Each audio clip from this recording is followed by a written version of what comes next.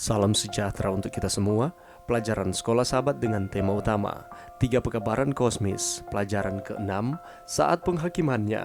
Sahabat petang. Ayat hafalan, hal ini harus kamu lakukan karena kamu mengetahui keadaan waktu sekarang, yaitu bahwa saatnya telah tiba bagi kamu untuk bangun dari tidur. Sebab sekarang keselamatan sudah lebih dekat bagi kita daripada waktu kita menjadi percaya. Hari sudah jauh malam, telah hampir siang. Roma 13 ayat 11 dan 12. Beberapa tahun lalu, majalah National Geographic mengatakan tentang kebakaran hutan di Taman Nasional Yellowstone di Amerika Serikat. Setelah itu berakhir, polisi hutan mendaki gunung untuk menilai kerusakan. Seorang penjaga hutan menemukan seekor burung benar-benar terbakar menjadi abu di pangkal pohon. Agak muak dengan pemandangan yang mengerikan itu, dia menyingkirkan burung itu dengan tongkat. Ketika dia menyentuhnya, 3 bayi burung kecil berlarian dari bawah sayap ibu mereka yang sudah mati. Sang ibu yang penuh kasih, sangat menyadari bencana yang akan datang, telah membawa anak-anaknya ke pangkal pohon dan mengumpulkan mereka di bawah sayapnya. Dia bisa saja terbang ke tempat yang aman, tetapi menolak untuk meninggalkan bayinya. Sungguh gambaran orang percaya yang aman di dalam Kristus.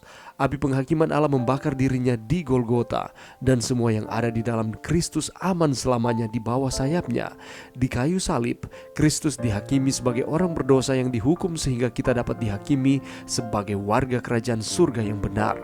Dia dihakimi sebagai penjahat agar kita bisa dibebaskan dari api kehancuran yang kekal, baik secara kiasan maupun secara literal juga.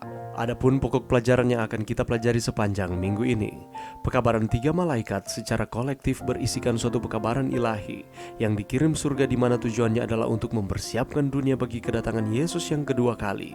Pekabaran ini dirancang oleh Allah agar memiliki dampak praktis dalam kehidupan kita. Pekabaran ini menyatakan rencana Yesus bagi kehidupan akhir zaman. Pekabaran 3 malaikat itu lebih dari sekedar doktrin teoritis yang memiliki dampak kecil pada kehidupan kita.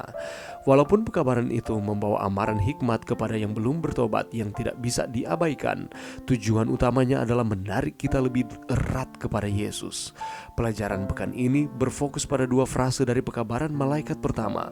Pertama, ungkapan takutlah akan Allah, dan kedua, muliakanlah Dia. Sebagaimana kita akan temukan dalam pendalaman kita pekan ini, takut akan Allah merujuk kepada hormat, kagum, dan terpesona pada hikmat-Nya yang tak terbatas, pada kuasa-Nya yang luar biasa, dan pada rahmat-Nya yang mengherankan.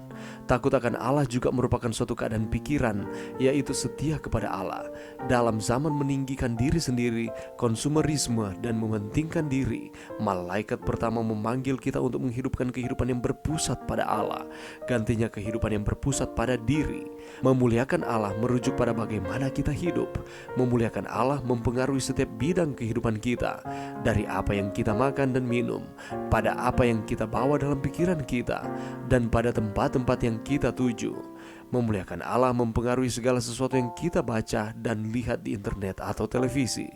Pelajaran kita akan menguji secara dekat 2 frase ini untuk menemukan dampak yang dimiliki pada kehidupan kita di abad ke-21 ini.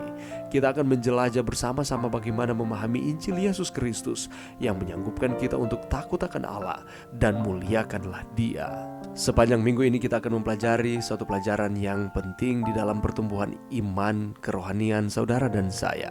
Kita memasuki pelajaran yang ke-6 dengan tema saat penghakimannya. Kapankah penghakiman itu dimulai? Kalau kita membaca di dalam Wahyu pasal 14 ayat 7, kita akan lihat di sana bahwa karena telah tiba saat penghakimannya. Apa maksudnya ayat tersebut? Kita juga akan lihat ada pembersihan tempat kudus. Apakah yang dimaksudkan dengan pembersihan tempat kudus itu?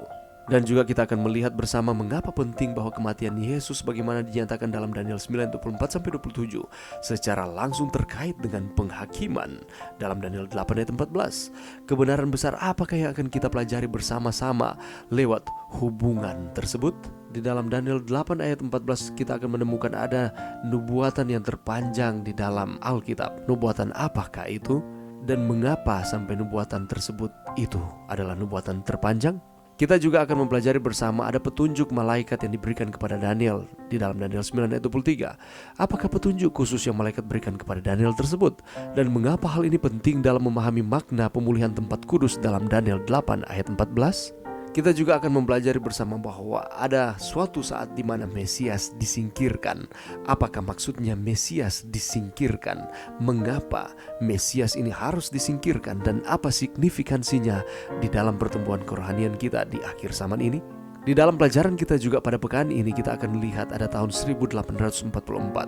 Mengapa tahun 1844 merupakan tahun yang penting di dalam pergerakan umat-umat Tuhan yang menunggu akan kedatangan Tuhan yang kedua kali?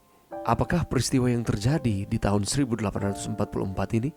Dan apa kaitannya dengan takut akan Allah dan muliakanlah Dia di dalam pekabaran malaikat pertama yang kita telah pelajari bersama-sama di dalam pelajaran kita beberapa waktu yang telah lewat ini? Untuk mendapatkan jawaban-jawaban dari pertanyaan-pertanyaan ini, mari kita kembali luangkan waktu kita walaupun hanya sejenak saja di tengah-tengah kesibukan saudara dan saya.